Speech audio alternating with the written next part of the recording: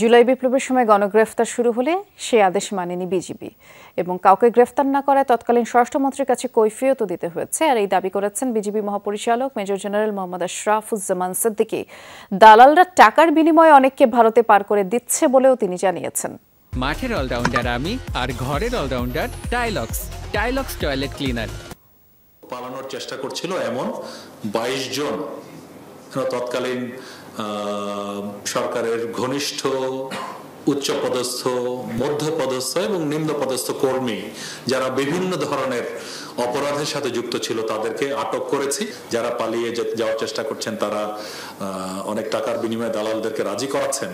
তো আমরা সম্ভাব্য দালাল এলাকাবাসী, আশেপাশে গ্রামবাসী সবাইকে বলেছি যে কেউ যদি আপনাদেরকে এই ধরনের কন্ট্যাক্ট করে টাকা পয়সা দিয়ে, আমরা তার দ্বিগুণ অর্থ পুরস্কার দিব। এবং আপনাদের প্রতি এই অনুরোধ রইল, আপনারা দূর দূরান্তে অনেক প্রত্যন্ত অঞ্চলে কাজ করেন, যে কোনো সময় যে কোনো তথ্য পাবেন আমাদেরকে জানাবেন।